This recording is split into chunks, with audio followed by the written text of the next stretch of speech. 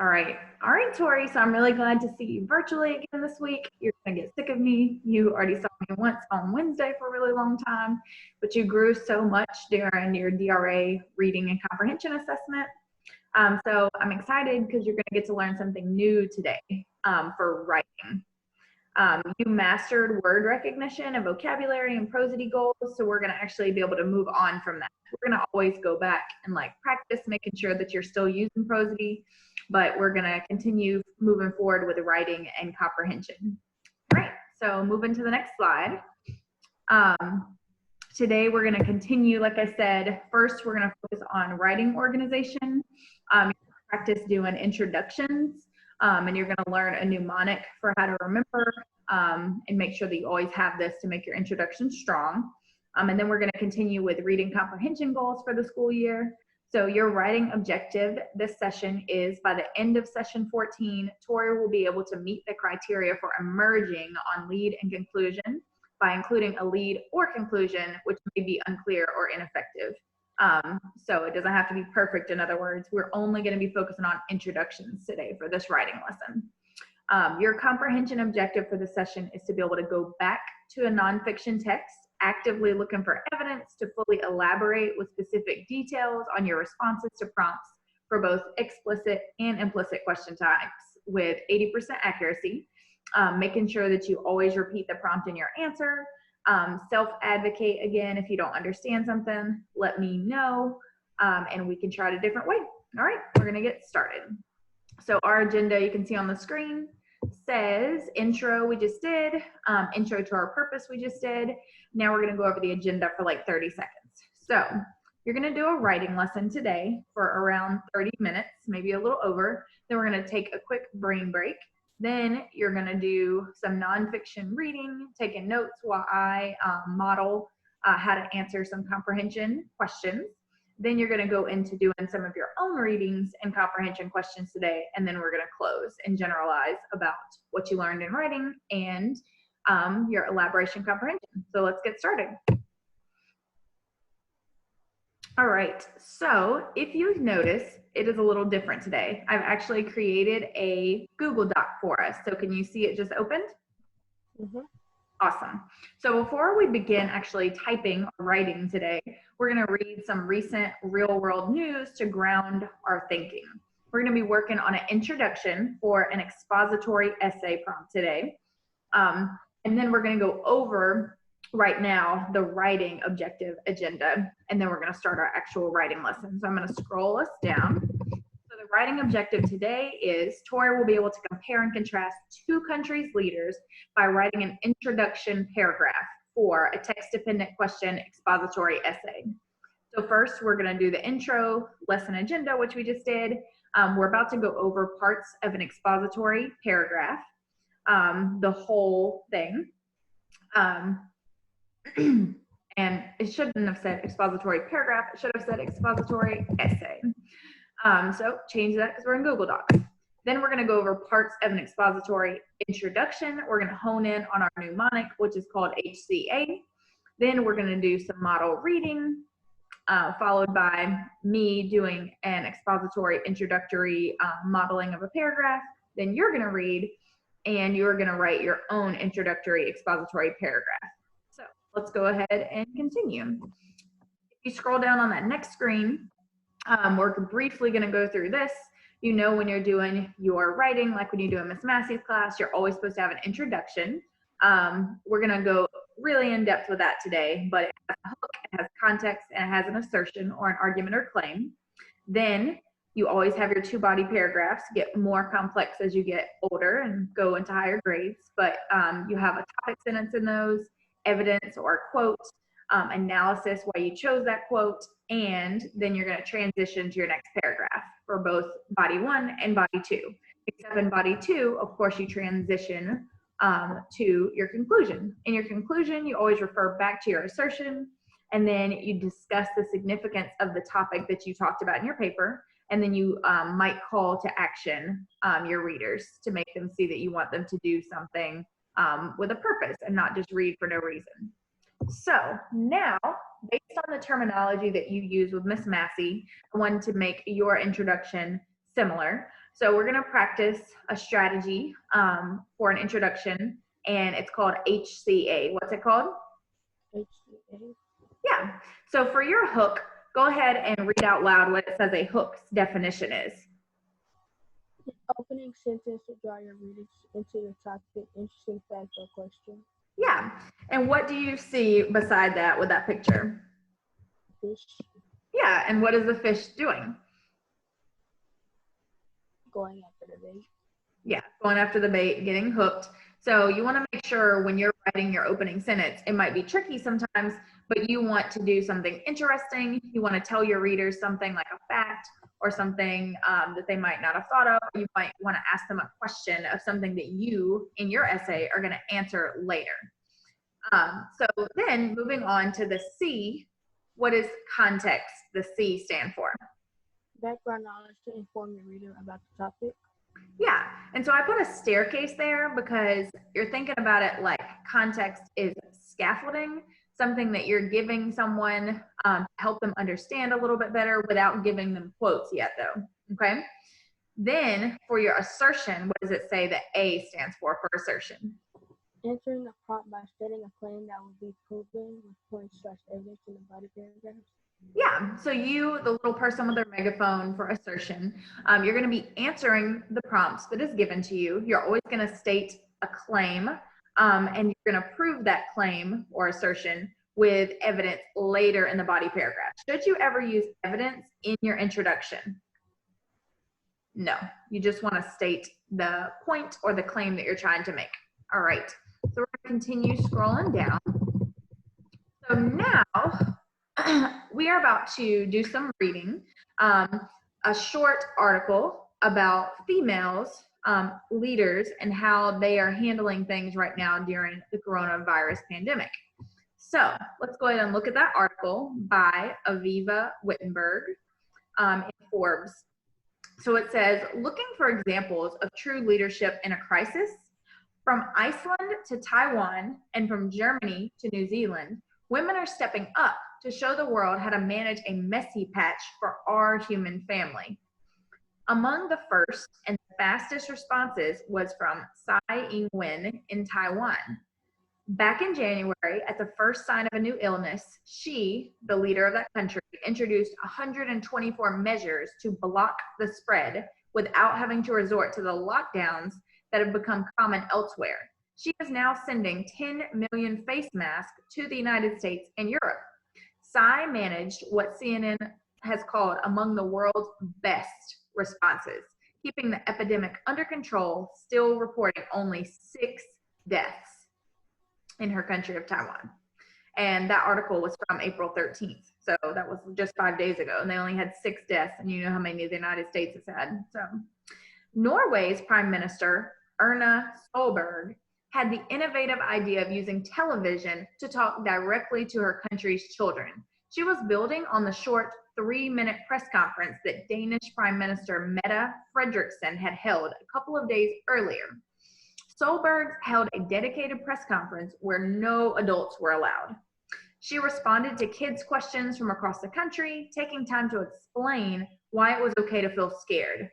The originality and obviousness of the idea takes one's breath away. How many other simple, humane innovations would more female leadership unleash or give the world?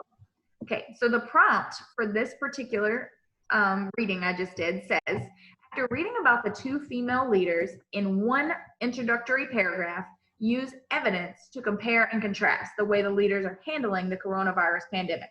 All right, so Tori, I want you to review for me, what does HCA stand for that we're going to make sure we include in our introductory paragraph always? What does the H stand for? An opening sentence to draw your readers into your topic.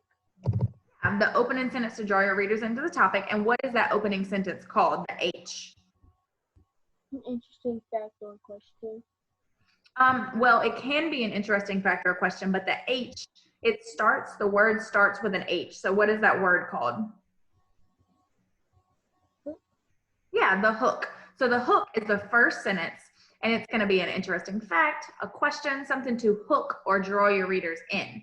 All right, so My prompt again said, after reading about the two female leaders, in one introductory paragraph, use evidence to compare and contrast the way the leaders are handling the coronavirus pandemic.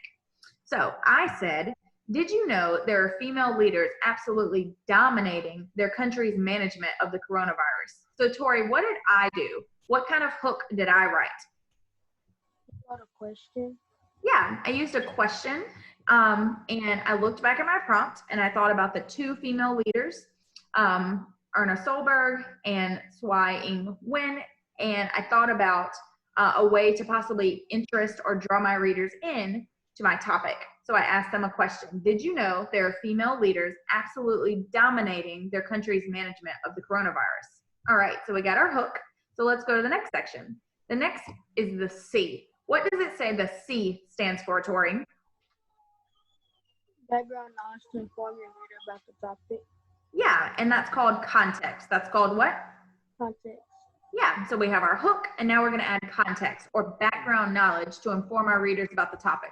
So it's, remember, like that scaffolding or that ladder to give them that background information to inform them about the topic. But should I ever go ahead and give a quote to my readers at this point?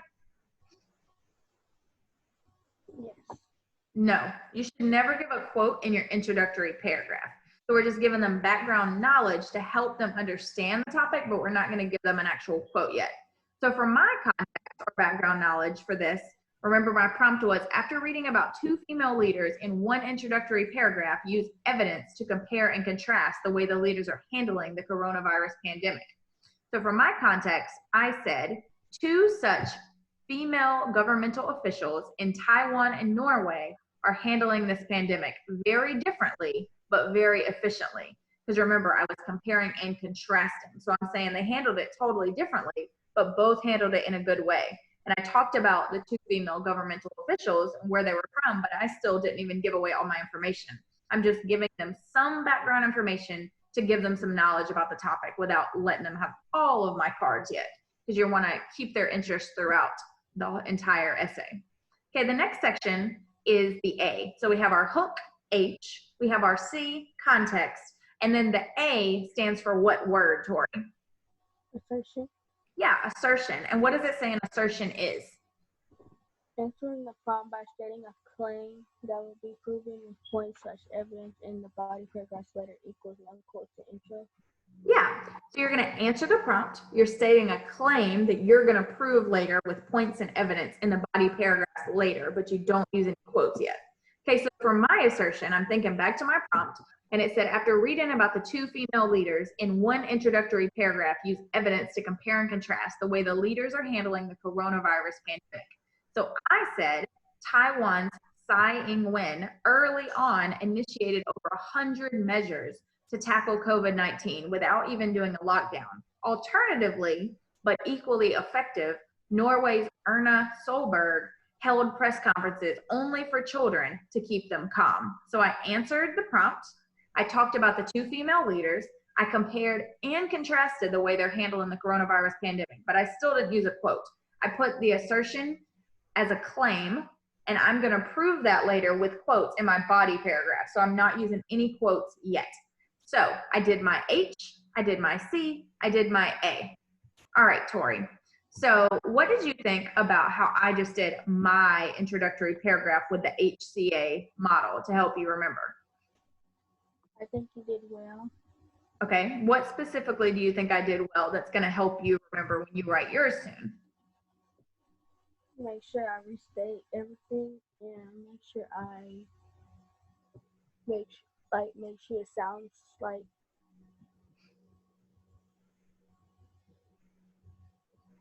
Sounds right. Okay. I thought you said sounds like. I was waiting on you to say sounds like what. All right, cool. So now we're going to go ahead and go down, and you are going to read this next article out loud. Remember, even though you've met your prosody goal, we're not going to give up on it. So you're going to use animation. You're going to make sure you don't sound like a robot. All right, so go ahead and start reading. It says U.S. social distancing versus India's. Go ahead. The United States. the United States. This will advice from healthcare officials to social distance in order to flatten the curve. The first week of March is the last normal work week. For most parts of the United States, as President Donald Trump and the White House Coronavirus Task Force gave social distancing guidelines by the second week, travel was down in many places, especially in Seattle. The site of the first major outbreak of the coronavirus in the United States. By the week of March 16th through the 20th, many Americans were no longer commuting, especially in urban cores like New York, Minneapolis. Minneapolis, Chicago, Detroit, and Denver. And by the end of March, most of the country was staying close to home. Hospital officials had to ask for masks and personal protective equipment donations since there were shortages. At Thursday's news conference, Trump said governors should be empowered to make their own decisions about how and when to reopen the states. President Trump on Friday appeared to back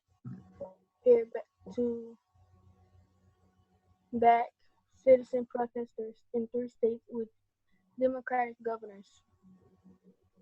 These protesters are gathering in opposition to extend stay-at-home orders and other restrictions meant to limit the spread of the coronavirus. They want the economy open back up to work. These right-wing protesters have ignored social distancing guidelines to demonstrate against the stay-at-home orders in Michigan and Minnesota. Trump's tweets heightened tension between Democrats and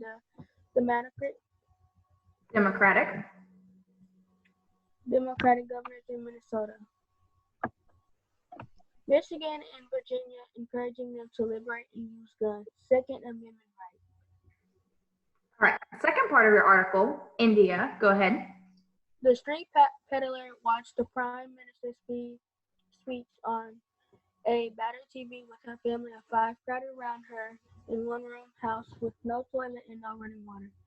It squeezed into a Mumbai. Shanty town controlled by a secure Mumbai organized crime family. Meena. It's okay. Try to sound it out. That's a long last name.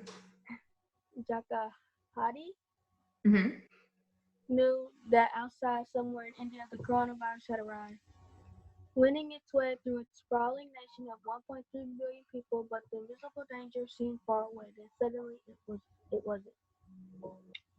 Every state, every district, every lane, every village will be under lockdown for 3 weeks. Prime Minister Narendra Modi told the nation on March 24th, giving India 4 hours notice to prepare. If you can't handle these 21 days, this country and your family will go back 21 years. As governments around the world try to slow the spread of the coronavirus, India has launched one of the most draconian social experiments in human history, locking down its entire population, including that 176 million people who struggle to survive on $1.90 a day or less.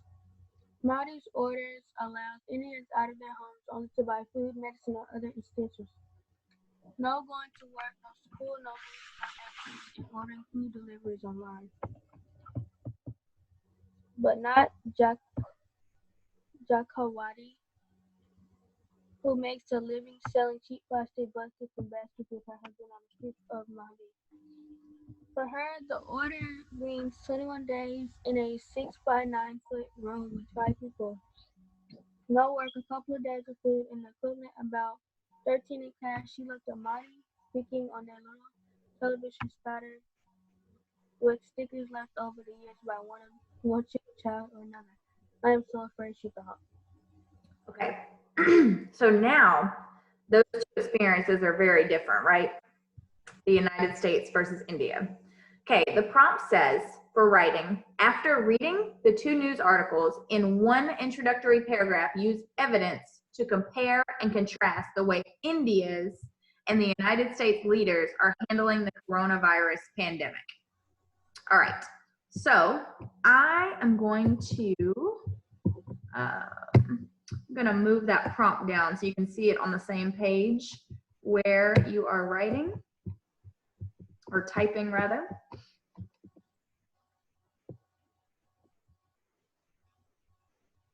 Okay, I added it down there too. Sorry, never mind.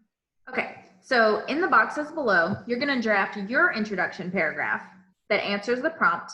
After reading the 2 news articles, in one introductory paragraph, use evidence to compare and contrast the way India's and the United States leaders are handling the coronavirus pandemic. So I am going to set a timer, and you're going to have around 10 to 15 minutes. During that time, you're welcome to go back up and look at your article. You're welcome to go back up and look at my introduction that I wrote for your model, so that you can write your hook, your context, and your assertion. Okay, I'm gonna set the timer for 15 minutes, so you can go ahead and get started working.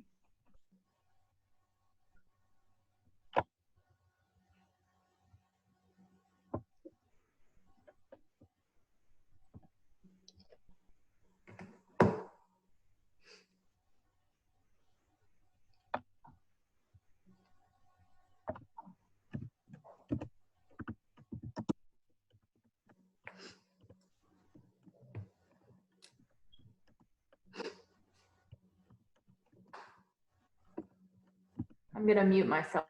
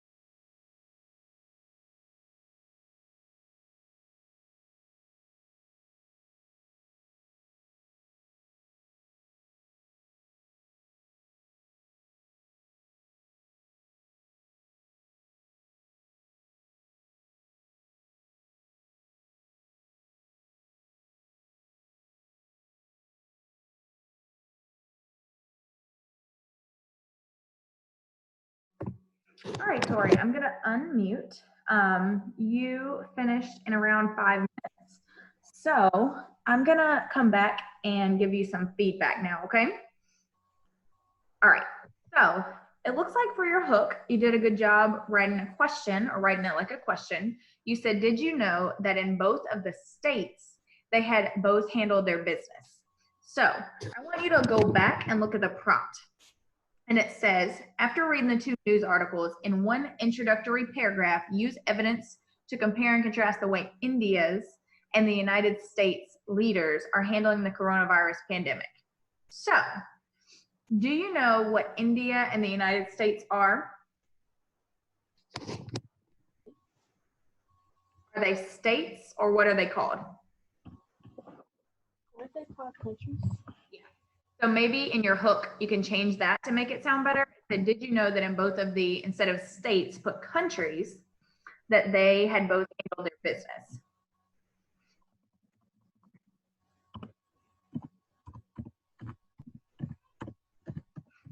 Okay. And then let's look back at the prompt again. So it says, or it's asking you to compare and contrast the way India and the United States leaders are handling the coronavirus pandemic.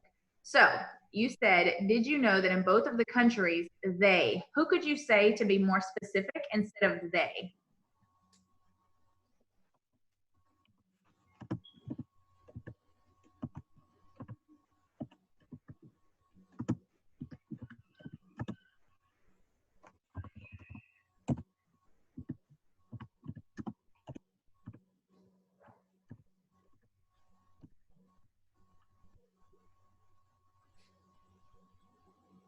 Okay, so did you know that in both of the countries, the United States and India had both handled their business?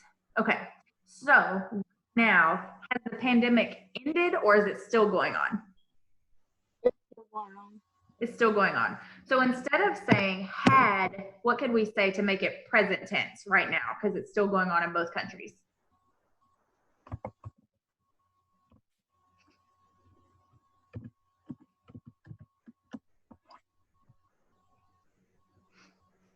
Tell me out loud what you're thinking. I was thinking have. Okay, you could say have both been handled, though, is still in past tense. Or what's another word you could say for like right now? Did you know that in both of the countries, the United States and India, what is something you could say a word that means right now? Are. Yeah, so you could say are both handling their, because we want to change handled also to present tense because it's not over quite yet. Handling their. Okay, what could we do to make it more specific instead of just saying business? So what is the prompt asking us about?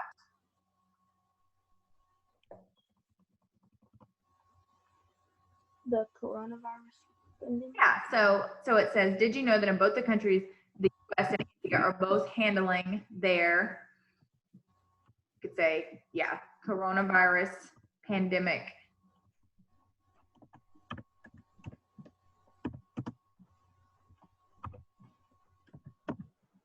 And then are they handling the same or are they handling it differently?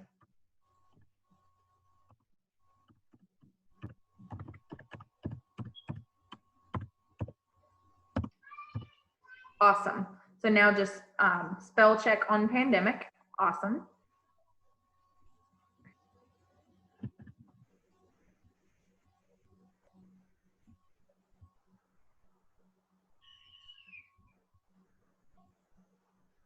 Okay. So what did you think that we did that made your hook better now? Made it make more sense. Yeah, to make sure it makes sense, to make sure that it's more what? Fluently. Okay, maybe fluent and make sure that it's very what? To make sure it has all the details, we're making sure it's what?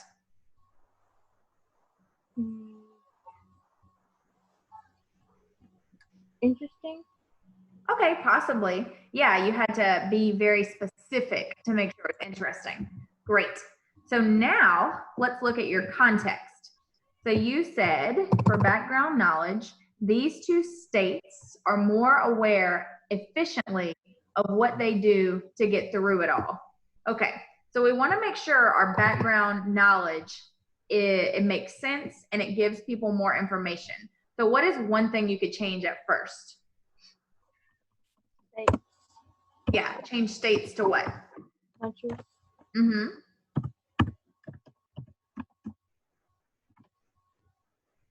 Okay. And then tell me about what you know. These two countries are more aware efficiently of what they do to get through it all. So what, for background knowledge, are they both handling it efficiently? Or what are they doing to get through it specifically in their country? The corona. What are they doing to battle it? They are both doing stuff around the house, like pass time. Okay, so these two countries are both doing what though? Why are they at home passing time? So they don't end up getting it and getting sick. Okay, so these two countries are, you could say both instead of more aware efficiently. The countries are both doing what?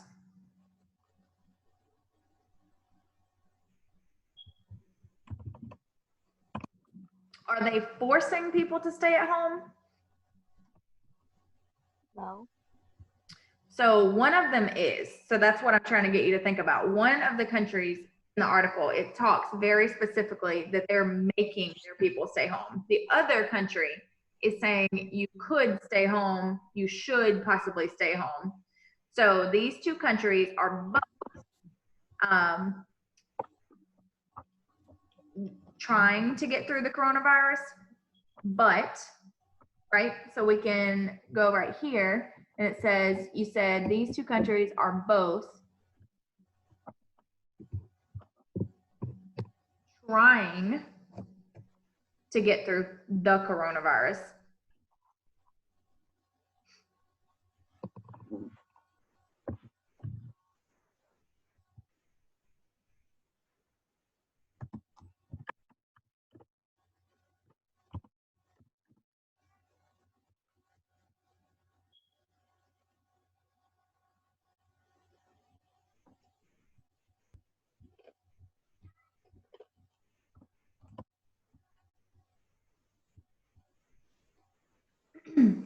But great.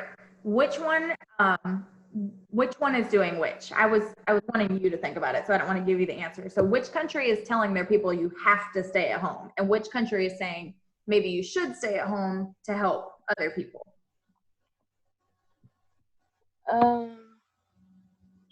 United States is saying that they should stay home. Okay. And but then India is what? India is, they have the chance to stay home, but they don't want to.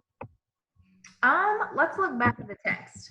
So we're going to scroll back up, and it said,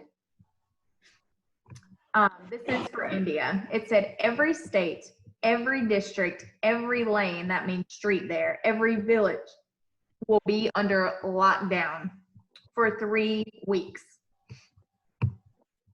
So they told them what? That they'll only be under lockdown for 3 weeks. Okay, but are they giving them a choice? No. No. So these two countries are both trying to get through coronavirus, but which one? India or the United States? The United States. Well, you could say that. You could say that first. You could put, but the United States is advising or suggesting while, and then talk about what India is doing. I like how you were editing, making sure United States was capitalized.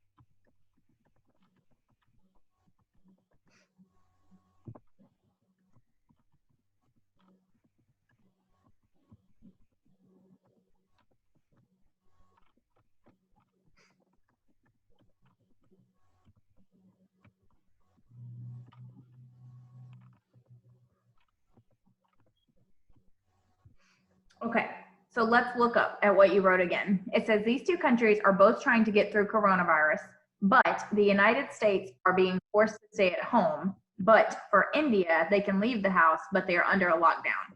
So if you're under a lockdown, you can't leave the house. So we need to edit that. But for India, they are under a lockdown. You said these two countries are both trying to get through the coronavirus, but the United States are asking, or the United States is not forcing us to stay home, right? No. So how could you say that? What do we say for the United States? The United States is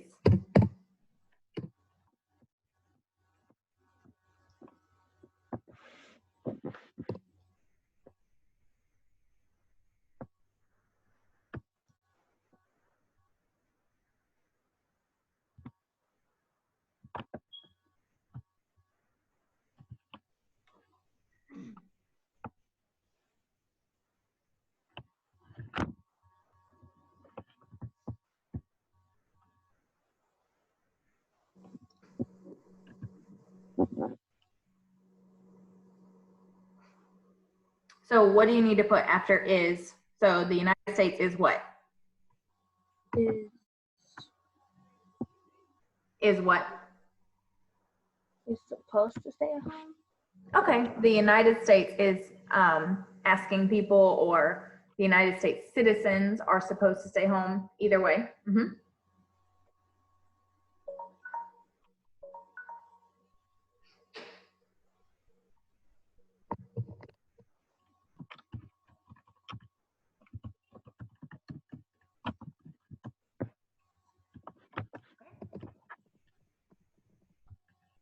But for India, they are under a lockdown. And is it optional for India or no? Yes. No. Under a forced lockdown. Okay, so now let's look at your assertion. Your assertion is supposed to answer the prompt by stating the claim that you will prove with evidence in the body paragraphs later, but no quotes yet. So the Indians, what do we need to do to that I?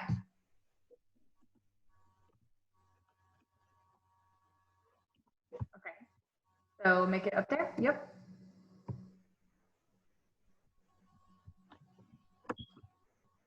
The Indians and the United States citizens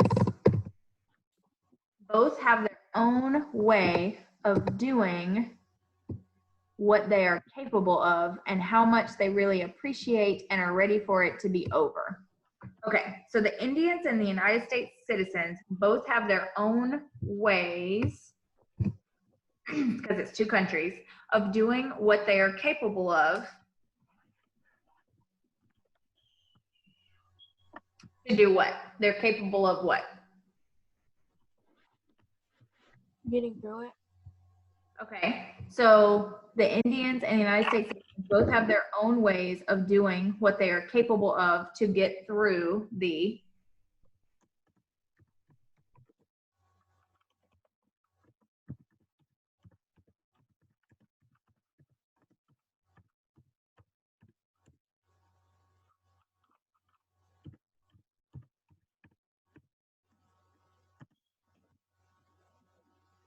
Okay, make sure we're using uppercase punctuation, all that. Yep. Capitalization. And you put, you said, and how much they really appreciate and are ready for it to be over. Okay, so in the first section, it didn't say that the United States citizens were saying anything yet about that, right? You might feel that way, but we want to make sure we're talking about it in terms of what the article is talking about. So it said that the Indian people really were ready for it to be over. Why? What did it say in the article?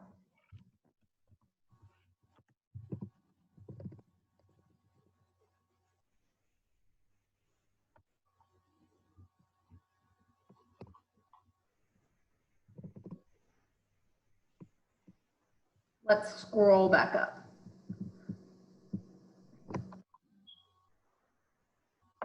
says they have no toilet, no running water. They only make $1.90 or less a day on a normal day, and now they're not allowed to go outside. So they're running out of what? Supplies. Okay, so it says in India, they're ready for it to be over because what?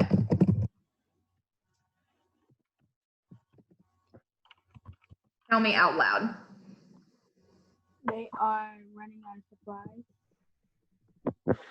Is it that the country doesn't have supplies? Because it did say that Indian people could go out to the store and to get medicine, but it's not that they can't go out to get things, it's that they what? They can't, like, they're like forced to be under a lockdown. Yeah, so they can't work at all. It's not even like here where you can work if you're like an efficient worker or someone that is required to work still. But they are not allowed to work, so they have no what to buy supplies. Money. Yeah, money to buy supplies. In India, they are ready for it to be over because they are running out of money to buy supplies and were already in what? What's a word, another word to say very poor? In debt. Okay, you could say in debt. That means you owe money, not that you don't have any money. So they were already in poverty. Okay, so the United States has more what? The United States has more poverty than the. Well, no, the United States has more options to work, but still want what? The coronavirus to be over. Hmm?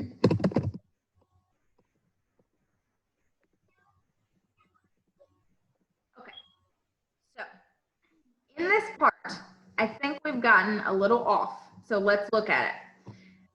It says, after reading the two news articles, in one introductory paragraph, use evidence to compare and contrast the way India and the United States leaders are handling the coronavirus pandemic. So in the context, you said the citizens are supposed to stay at home, but for India, they're under forced lockdown.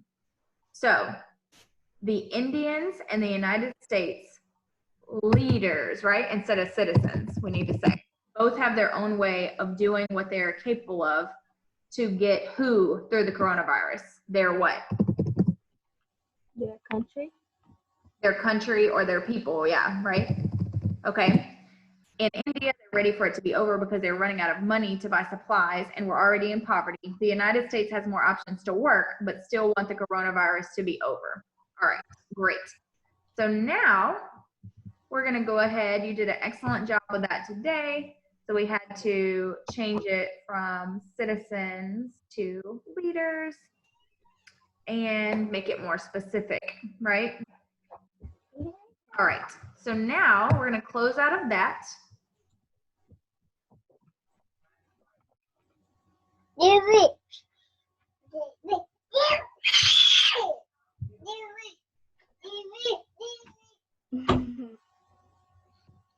You okay?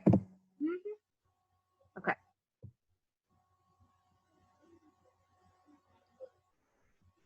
I think, do you still have your Nearpod open?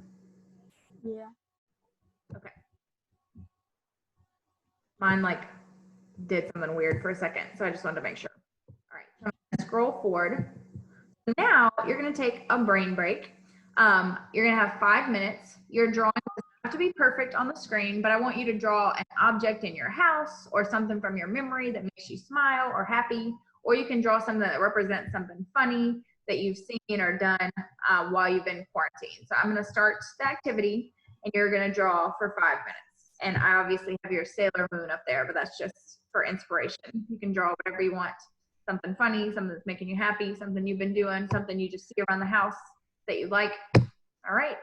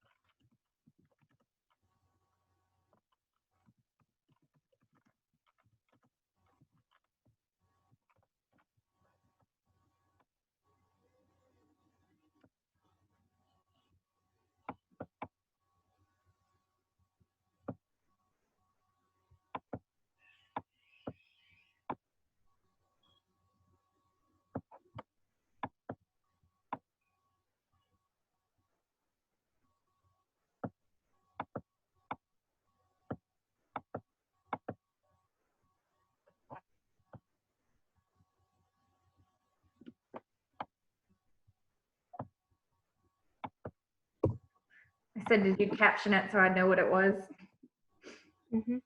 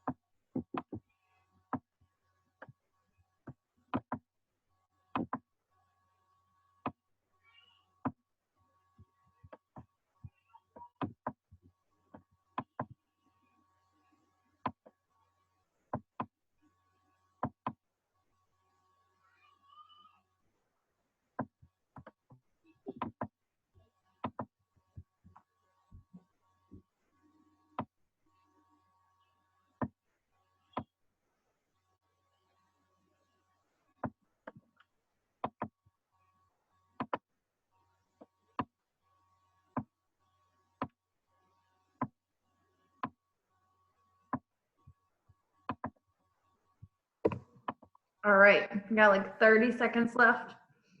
So see if you can turn it in or show it to me bigger so I can see it.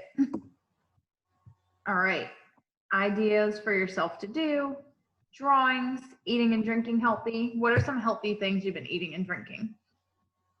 Fruit and just fruit and water, pretty much. Yeah, what kind of ideas have you come up with for yourself to do? Drawing, play with my cousin, Playing with your who? my cousin. Cousins. Cool. What have y'all been playing? They didn't want me to play dolls with them. All right. So, had to take a second just to breathe before we got started into our next thing. So now you are going to get some paper and something to write with. On the next Nearpod slide, you're going to watch a video and it's going to help prepare you for our comprehension objective. So go ahead and get some paper and a pen or pencil to write with. And we're going to go to the next slide. And I'm going to scroll down for us.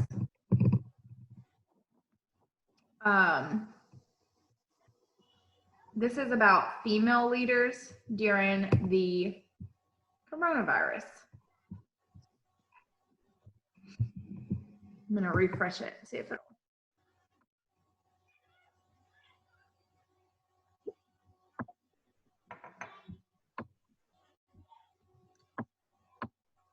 Does it let you hit play?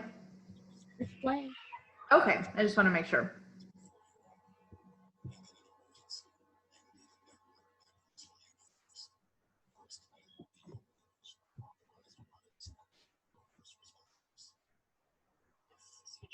Is it an ad or is it a woman talking? It's a woman talking now. Okay.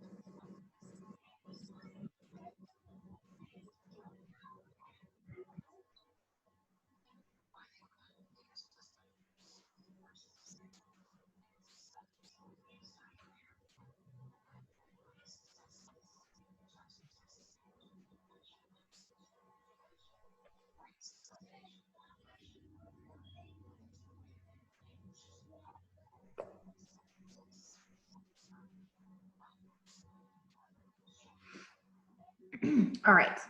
Pause it for just a second if you can.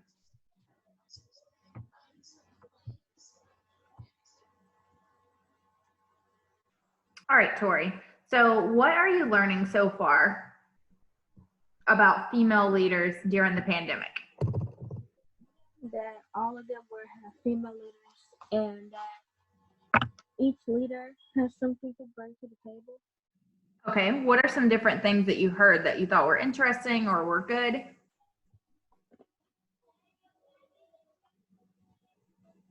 That each leader has something that makes them special, or like it'll make them important. Okay, how much longer does it say you have on this video?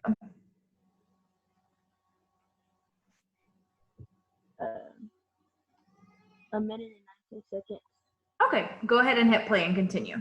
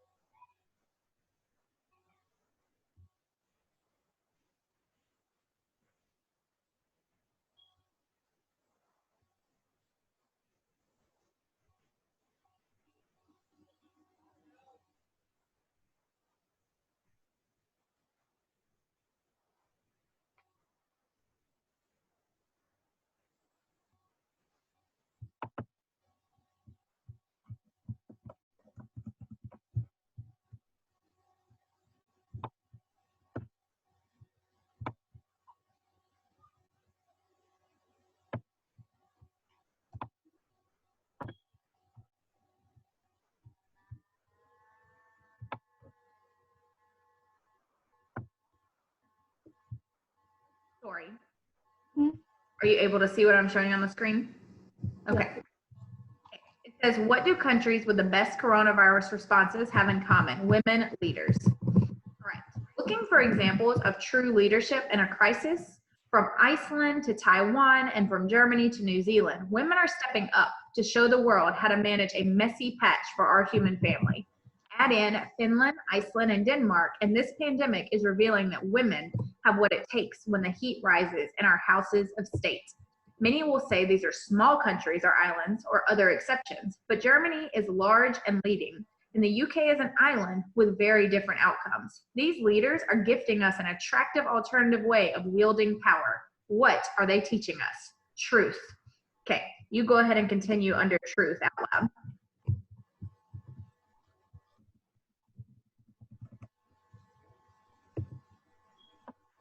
Angela Merkel, the Chancellor of Germany, stood up early and calmly told her countrymen that this was a serious bug that would infect up to 70% of the population. It's serious, she said. Take it seriously. She did. So they did too. Testing began right from the get-go. Germany jumped right over the phases of denial, anger, and Disingenuousness. disingenuousness we've seen elsewhere. The country's numbers are far below its European neighbors, and there are signs it may be able to start loosening restrictions relatively soon. Okay. Decisiveness. Among the first and the fastest responses was from Tsai Ing-wen in Taiwan. Back in January, at the first sign of a new illness, she introduced 124 measures to block the spread without having to resort to the lockdowns that have become common elsewhere. She is now sending 10 million masks to the US and Europe. Tsai managed what CNN has called among the world's best responses, keeping the epidemic under control, still reporting only 6 deaths. Go ahead where it says Jacinda. You see where we're at?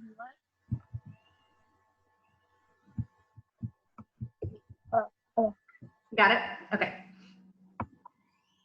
Among the first and fastest responses Oh, hang on just a second. Go down to where it says Jacinda Ardern in New Zealand. You see where we're at? Jacinda Ardern in New Zealand was early to lockdown and crystal clear on the maximum level of alert.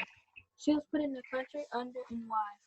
She was imposed self-isolation on people entering New Zealand astonishingly early when there were just 6 cases in the whole country, and banned foreigners entirely from entering soon after.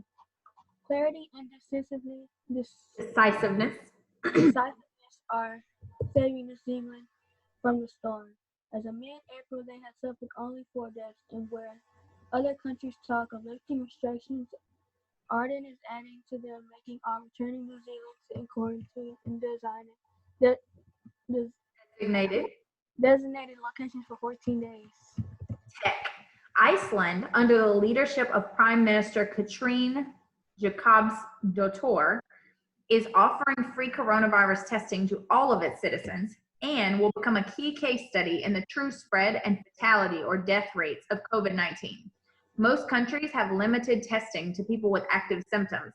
Iceland is going whole hog. In proportion to its population, the country has already screened 5 times as many people as South Korea has and instituted a thorough tracking system. That means they haven't had to lock down or shut schools. Sanna Marin became the world's youngest head of state when she was elected last December in Finland. It took a millennial leader to spearhead using social media influencers as key agents in battling the coronavirus crisis. Recognizing that not everyone reads the press, they are inviting influencers of any age to spread fact-based information on managing the pandemic. Okay, that last category says love. Go ahead and start reading there.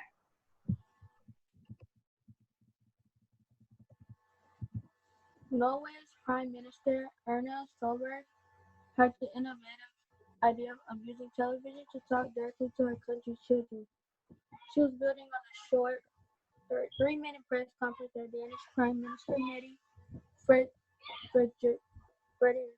Frederiksen had held a couple of days earlier. Solberg had a dedicated press conference where no adults were allowed. She responded to kids' questions from across the country, taking time to explain why it was okay to feel scared. The originality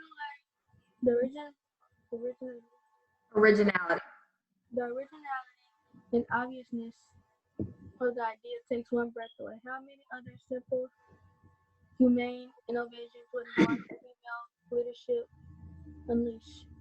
Generally, the empathy and care which all of these female leaders have communicated seems to come from an alternate universe that the one we have forgotten to use, or that we have gotten used to. It's like their arms are coming out of their videos to hold you close in a heartfelt and loving embrace. Who knew leaders could sound like this? Now we do. Now, compare these leaders and stories with the strong men using the crisis to accelerate a terrifying trifecta of authoritarianism, blame others, capture the judiciary, demonize the journalists, and blanket their country in I will never retire darkness. Trump, Bolsonaro, Obrador, Modi, Duterte, Orban, Putin, Netanyahu. There have been years of research timidly suggesting that women's leadership styles may be different and beneficial. Instead, too many political organizations and companies are still working to get women to behave more like men if they want to lead or succeed. Yet these national leaders are case study sightings of the 7 leadership traits men may want to learn from women. It's time we recognize it and elect more of it.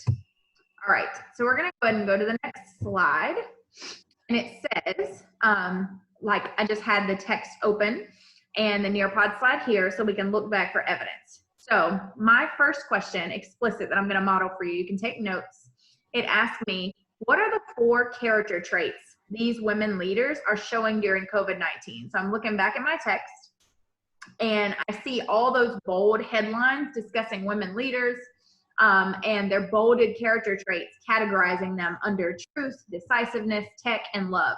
So I'm going to repeat my prompt in my answer. The 4 character traits these women leaders are showing during COVID-19 are truth, decisiveness, tech, and love.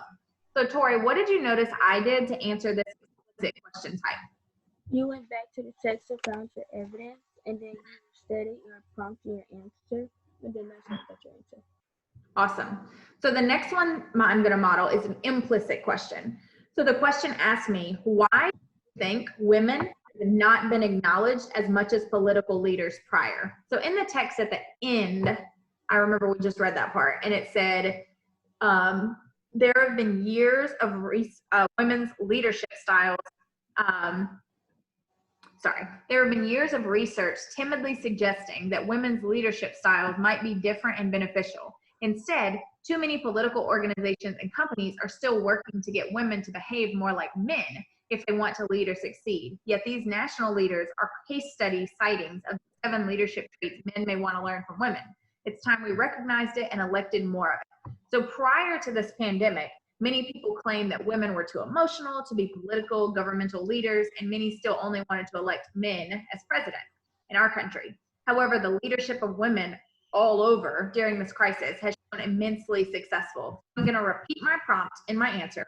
Women have not been acknowledged as much as political leaders prior due to outdated stereotypes that women are too emotional to lead. However, the leadership of women during this crisis has shown immensely successful, and women have many things to teach male leaders seemingly. So, Tori, what did you notice I did to answer this implicit question type? You went back to the text and found a piece of evidence, and then you went deeper into your brain, and then you stated your prompt and your answer. All right.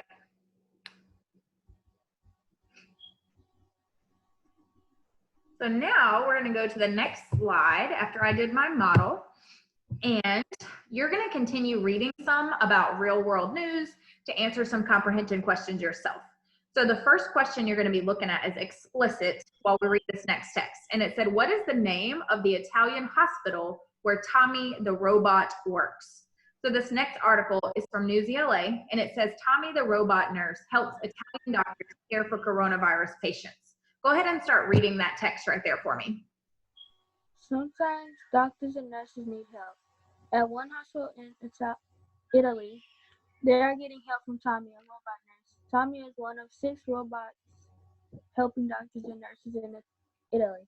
They take care of coronavirus patients. The coronavirus is illness like the flu. It began in China. It has been spreading around the world since December 2019. The robots work at the Circolo Hospital in Italia. There have been many cases of coronavirus nearby. Great. So your explicit question says, what is the name of the Italian hospital where Tommy the robot works? And other robots, not just Tommy, but.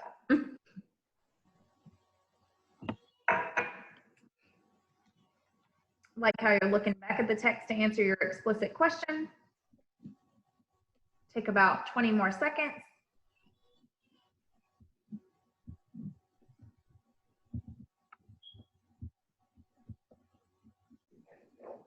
All right, Tori, what is the name of the Italian hospital where Tommy the robot works? The Italian hospital where Tommy the the name of the Italian hospital where Tommy the robot works is that, like in the text, it says the robots work the Circolo Hospital in Italy. Yeah. This is text saying that like Tommy helps like the nurses and things with the robot.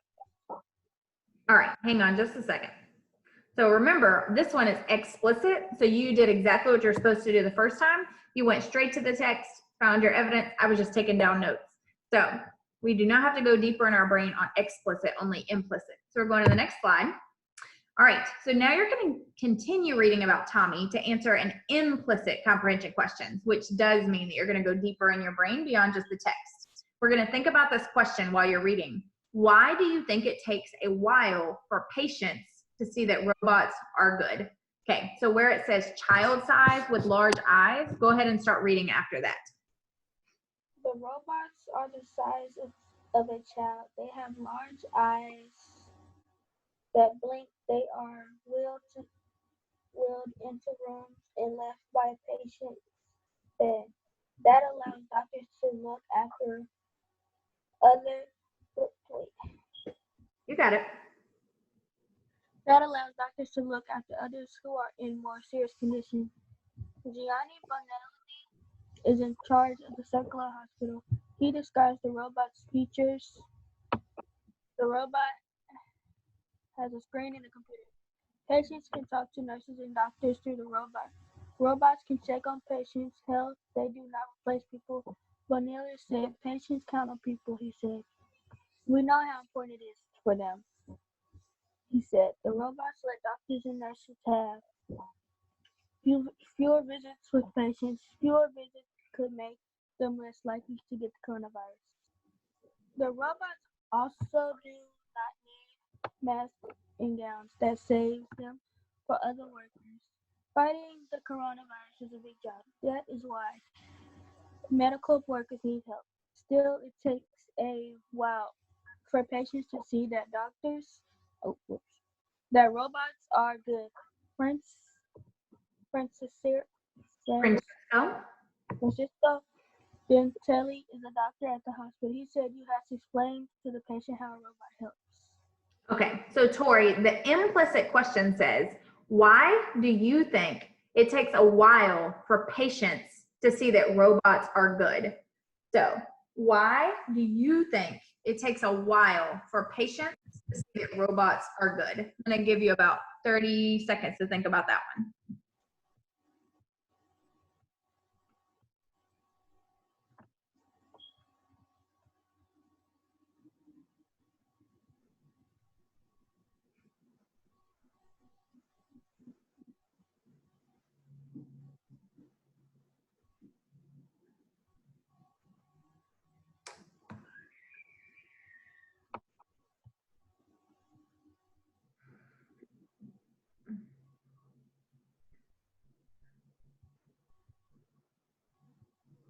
All right, Tori.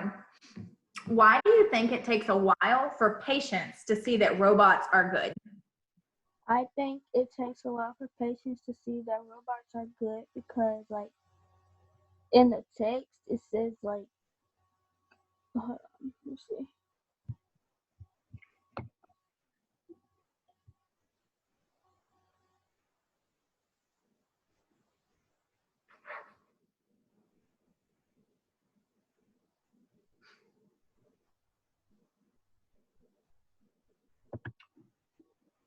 said like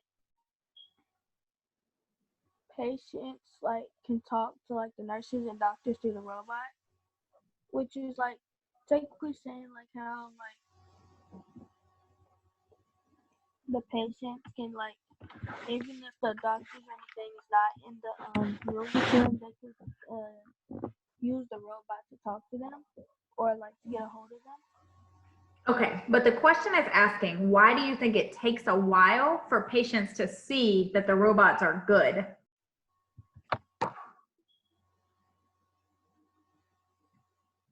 So you were saying that they were talking to the robots or to the doctors through the robots, but why do you think they might be hesitant or they might be unsure of thinking that the robots are good at first? Because they have been like they get rolled into the room and left by the patient's bed.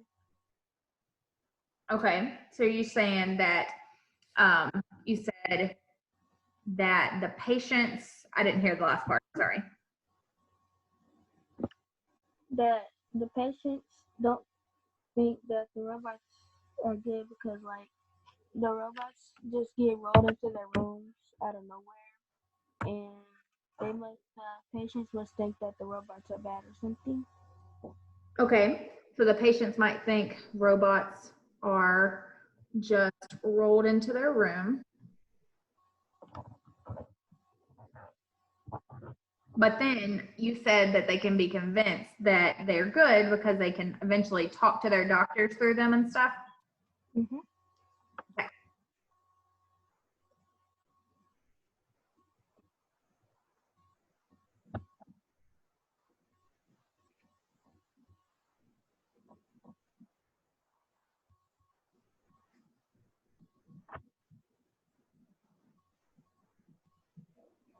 All right, so we're going to go to the next slide. And the next one, we're going to continue reading about robots and finish with another implicit question. So I want you to think while we're reading this one, why is it important that the robot nurses do not get tired during the pandemic? All right, some do not like it. Some do not like it, the doctor said. But if you explain your aim, the patient is happy because he or she can speak with the doctor, he said. More than 4,000 Italian health workers have gotten the virus. 66 doctors have died. There have not been enough masks and other things to protect them. Tommy is the name of the son of a doctor at the hospital. Health workers are not going home after work. They want to avoid spreading the virus to their families. Bonelli said that the doctor said at least there's someone that he can call by his son's name. It is a way for the doctors to feel at home, he said. Tommy and the other robot nurses have one more advantage. They do not get tired. After a charge of batteries, they are back at work. So Tori, the question says, why is it important that the robot nurses do not get tired during the pandemic?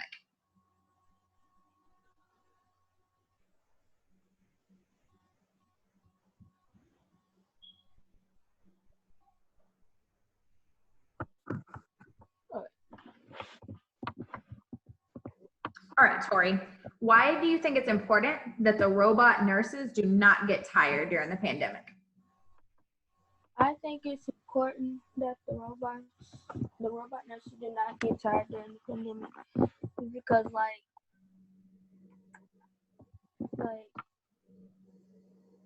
in the text it says like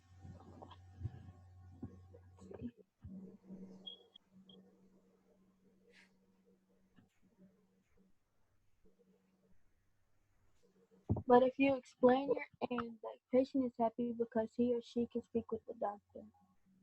That's technically saying that like. So hang on just a second. So remember the last question we were talking about was about the patients communicating with the robots.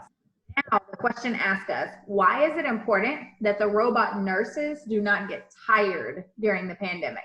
Why do you think it's important? I'm just asking you. It's not necessarily something the text is going to tell. Remember, implicit, you go deeper in your brain beyond the text.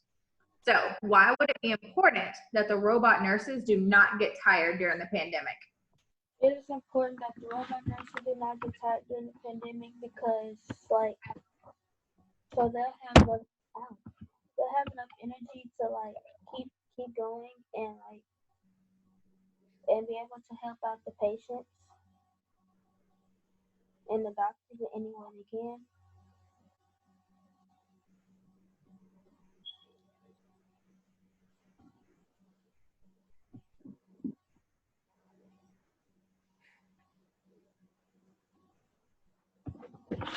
Okay, I heard you hit yourself. Yeah. Okay. So yes, you're correct. They definitely have more energy, right? So they can help all the patients, all the doctors, anyone they can. And also, if you think deeper, some of the doctors are getting sick. They don't have masks and stuff. They might get tired, obviously, and have to go to sleep, right? And the robots, what? What did it say in the text? After a what? At the very end. After a charge of battery. So literally, they can just charge up and go right back to work, right? They have to sleep. They don't have to worry about being like upset if they see something horrible, right? Okay. Now we're going to go ahead and go to the next section, and you're going to finish reading about something unique during lockdown: goats. And then we're going to answer an implicit question. So the question you're going to be looking at in a second says, why are goats and other animals only coming into towns now? So this News ELA article says, herd of goats takes over deserted resort in Britain amid lockdown. Go ahead and start reading. A herd. A herd of goats invaded a small town in Wales. The town of It's a long name. Llandudno. Llandudno is in Wales. It is on the coast of Irish Sea. The spread of the coronavirus has forced everyone inside. Social distancing. The town streets have been deserted. The goats normally roam free. They live on land nearby. For 3 days at the end of March, they took a little trip. They wandered into Llandudno. They ate plants and flowers. Wales is part of the United Kingdom. Okay, so the question said, why are goats and other animals only coming into towns now? So remember, you're thinking deeper beyond the text. Why are goats and other animals only coming into towns now? Okay. Goats and other animals are only coming into towns now because they wanted to take like a little trip, but they also wanted to like get away from where they are and take a look around take a look around somewhere else. Okay, I want you to think deeper. So why have they never done this before? Why have they not taken a trip? Why have they not gone elsewhere? What has changed to make goats and other animals only come into towns now during the pandemic? Because of what they had and what they didn't have at the place they were at before. Not necessarily. So on this one, because all the people have gone inside, right? The goats are coming out. It said because all the people have been forced inside to social distance, or most people, then the goats are coming into town, right? They would not normally be there when there's a lot of people there, right? So why do you think they would not be there with people are there, but they're there now when no people are there? Because when there are people there, they don't really get to do much of anything. But when there are no people there, they can do whatever they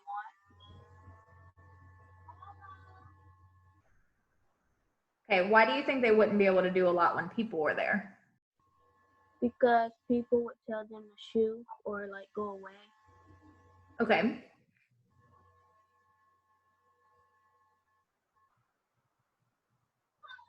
All right, so now we're going to go to the next question and let's continue reading.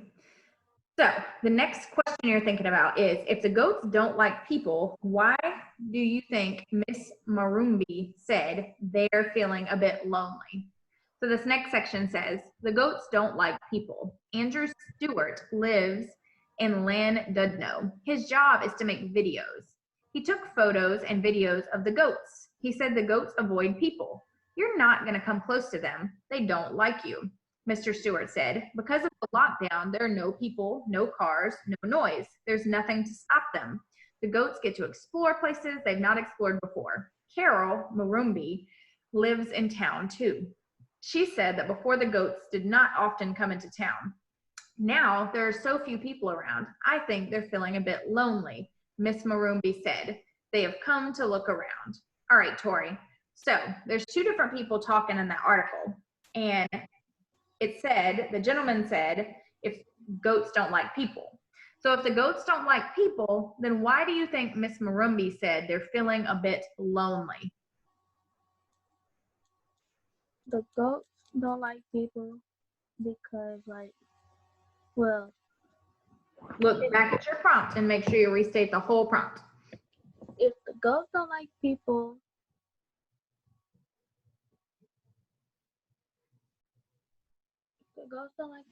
then I think that Miss Marubi was saying that they're feeling a bit lonely because, like, they're used to seeing a whole bunch of people around, and that they are getting to, and that the goats are feeling like lonely, and that the goats have, like, they can go explore places that like they haven't explored before while people were around. Okay. And I also want you to think deeper. So remember, this lady is not like a scientist or anything, right? She just lives in the town. So one person in the town said the goats don't like people. They don't ever want to be around people. They avoid them. But then this lady said, oh, I think they came, and they're lonely. So does someone talking in an article always mean they're right? No. No. So she could be wrong, right? They might not be lonely. She might have just said something random because she was being interviewed, right?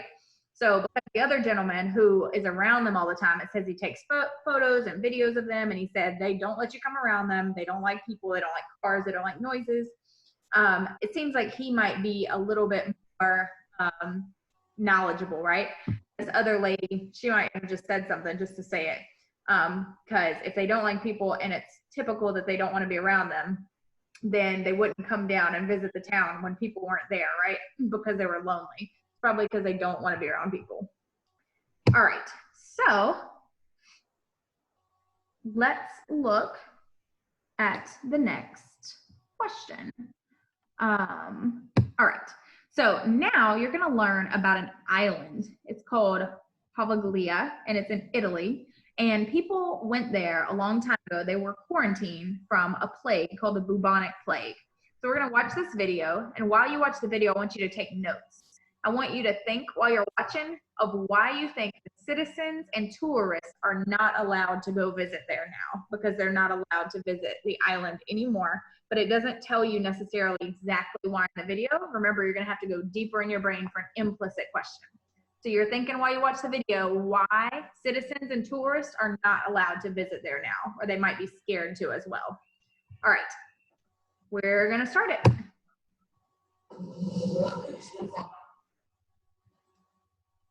Can you hear it? It says my video is unavailable.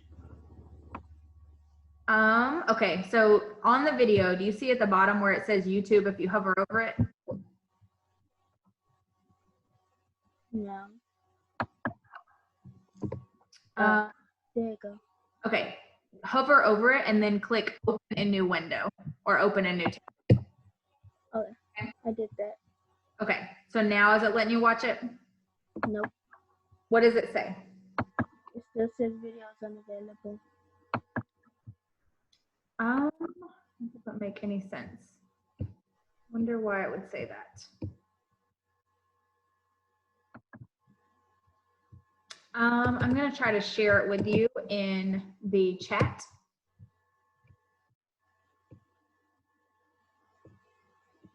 All right, I shared the chat. See if you can open it that way.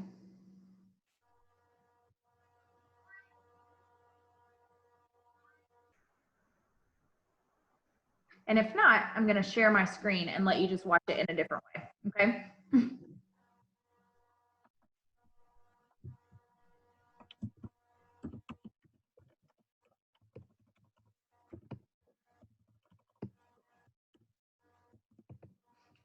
All right, let's try it like this, okay? Can you see my screen I just shared? Yeah. Can you see the screen I just shared? Okay, so we're gonna watch it like this, okay? So take notes while you're watching, all right? Get your pen and paper. Remember, you're thinking about the question. It says, why would people not want to go visit that island? Tourists and people that live in the same country, okay?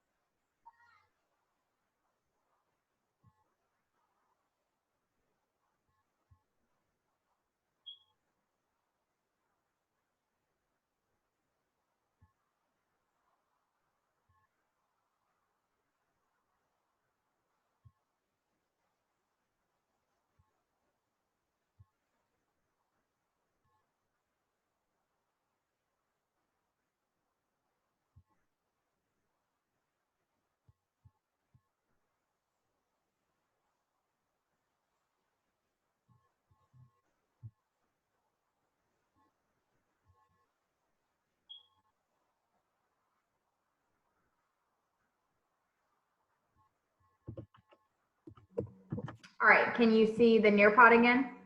Mhm. Yeah? Okay, so I'm gonna minimize this and get my Nearpod back up.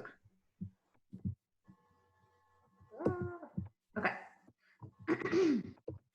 So, let me close the group chat. So you just learned about the island in Italy. Why do you think that the citizens and tourists are now not allowed to visit?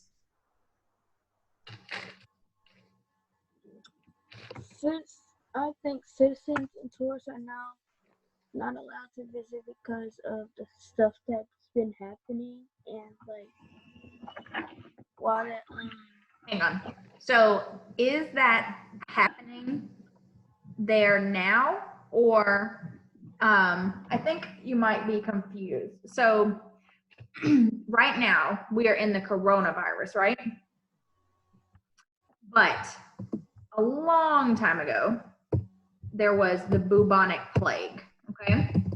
And that was in the like 1300s, 1600s, okay? So before all of this started happening with the coronavirus, when it was totally normal, you know, like when we went on the road trip last summer and things like that, people just didn't want to go to that island because why do you think they didn't want to go to that island before everything that's been happening now? Why do you think they didn't want to go to that island then? I think that they didn't want to go to that island because of like the plague that was going on. Because what? Because of that plague that was going on back then. Well, it wasn't going on then still. It had stopped. And so why do you think they would not have wanted to go, even though there was nothing going on there then? Maybe because of like they didn't want to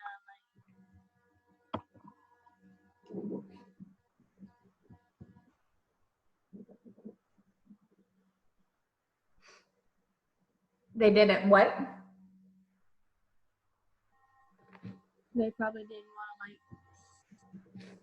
figure out like even if it wasn't going on, they probably would not want to catch that, even if it was or was not going on. Okay, they might have had some kind of superstitions, right, about catching something from like ghosts or things like that. That's why this guy, he goes and looks at stuff like that, because he is like some kind of like ghost adventurer, ghost chaser type person. So he is going to that island where people no longer live. You're not supposed to go to see if he can like see spirits or ghosts or anything. But that's the same reason other people will not go there, because they think it's haunted, right? And they have like superstitions about it. Okay. So now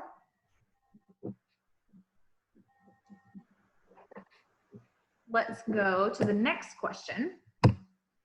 And you're going to continue reading about this island, okay? So I want you to go ahead and start reading where it says Tori's turn. Prosody, go ahead. Poveglia. You got it. Poveglia is a tiny Italian island. Is said to have hosted over 160,000 affected souls living out their final days and hours there. So many that are whispers that's 50% of the soul consists of human remains. Recently, mass graves have been found on the nearby island. Lazarus Nuvo and Lazarus Vigio, containing the remains of thousands of plague victims. Poveglia It's okay. has yet to be fully investigated. In 1922, a medical hospital was opened on Poveglia. Local legend says that one doctor at the hospital tortured and killed many of his patients, butchering them horribly, only to later die by falling drunk or possibly being thrown off of its bell tower. The hospital closed in 1968 and the ruins are still there, slowly being reclaimed by greenery. With a past like this, it's not surprising that Poveglia is believed to be haunted, attracting the attention of ghost hunters and paranormal investigators, and is strictly off limits. Okay. So you're going to go back to the text and find evidence for both of these questions. Number 7 says, What is said to be in the soil or dirt of these former plague quarantine islands? So I'm going to give you a second to go back and look for that evidence. What is said to be in the soil or dirt of these former plague quarantine islands?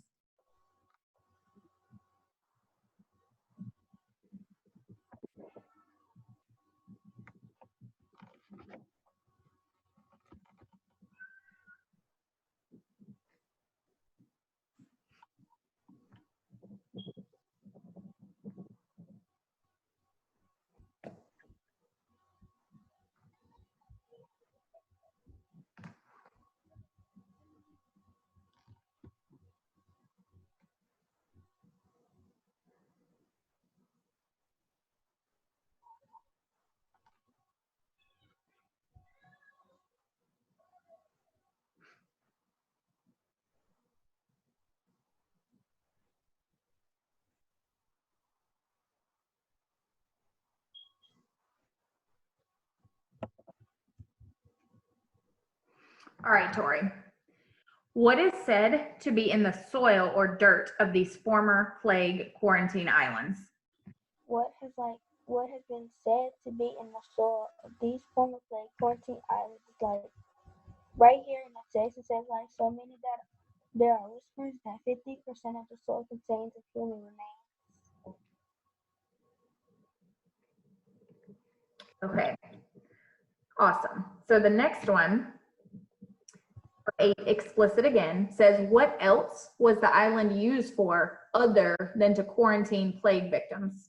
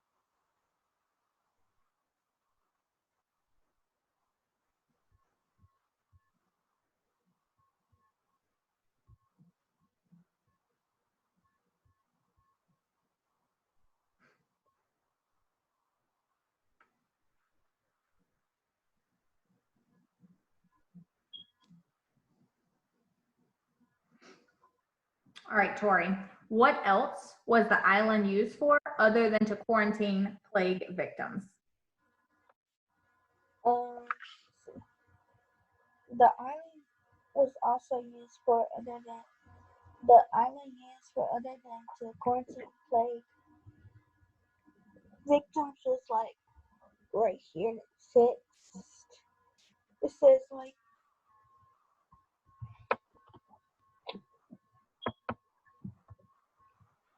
local legend says that one doctor at the hospital tortured and killed many of his patients. Okay. Also, since he was at a hospital, what did it say they were doing at the hospital other than torturing patients? What type of hospital was it? Like a local hospital? Oh, remember, we go back to the text to find evidence. A mental hospital.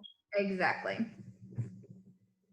All right, so now we're gonna go ahead to the next section so we can finish our last 2 questions. All right, so next section, go ahead and start reading. This is a lot more upbeat than what we've been reading before. So where it says Tori's turn prosody, go ahead and start reading there. Appreciating the things we took for granted, I will never again take for granted the plentifully stocked supermarket shelves and freedom of movement that was the norm here in the UK until a few weeks ago. COVID-19 has given many of us an insight into how others around the world are used to living. That's a good thing. Shame to realize how much I had to assume that food would always be available and that toilet roll could be easily obtained. Being able to get what we want whenever we want seems excessive. Once we realize the peace and serenity that comes from having what we actually value, valuing our health. Another thing that many have taken for granted for a long time, myself included, is health and well-being. I get that many more people die every day. It's many other reasons. It's still unnerving that such a potent virus can come about from virtually nowhere and claim so many lives, spreading so quickly. Again, the number of people who are out taking exercise outdoors as a means of persevering their physical and mental health attest. That more realizing that health and well-being can be taken for granted. Medium Toby Hazelwood.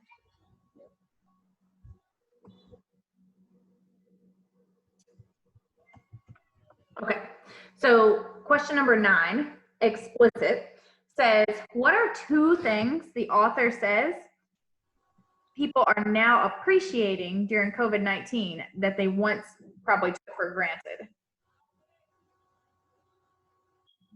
What are 2 things?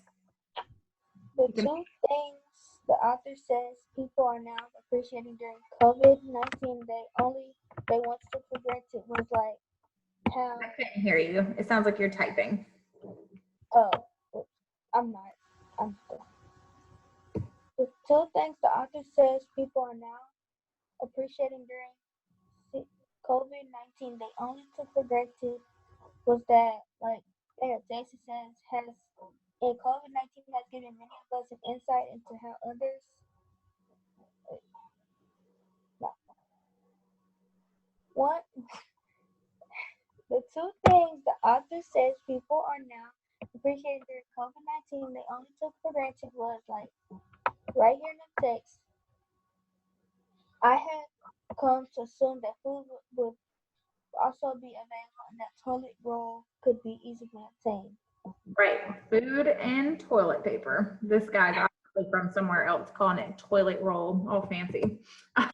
Okay, so the next question, last one, says, why do you, I'm just asking you, think it took a pandemic for people to appreciate normal things more? I think it took a pandemic for people to appreciate normal things more because they didn't realize how much like people have been dying every single day. Okay, so now because it took people to die for them to realize that what? That this is serious and they need to take it more seriously than they are doing it right now. Okay, so I'm not talking about the pandemic. I'm talking about why do you think people took normal everyday things like the food and the toilet paper and exercise and going outside and going to school for granted? I think they took that for granted because they thought they could only just use that for themselves and not for other people. Okay, so now it's serious, and you said they thought of it as something they would always have for themselves. But now why are they appreciating it?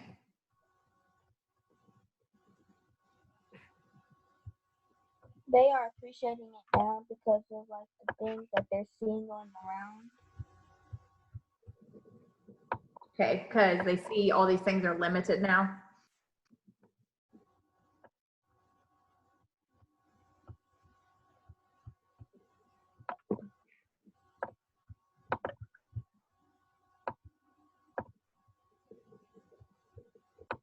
All right, Tori. So I'm really excited I got to see you again this week. Like I mentioned, you killed your assessment Wednesday and you did really well on our new writing portion, taking feedback. I'm working on an introduction plus our comprehension we just finished. So remember our 2 objectives today were weekly writing objective. By the end of lesson 14, Tori will be able to meet the criteria for emerging on a lead or conclusion. And we only focus on introduction today with our HCA. What does the HCA stand for, Tori? Hook, context, and assertion. Hook, context, and assertion. Awesome. Okay.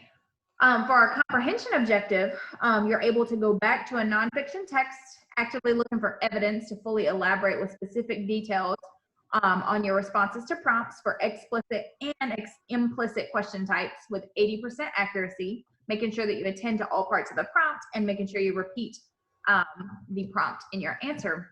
All right, so what did you have to make sure you did for comprehension today? To be able to go back to the non-fiction text and actually look for evidence to fully elaborate my specific evidence details. All right. So have a great rest of your weekend. Put that nice little Saturday message there for you. All right. Talk later. Bye.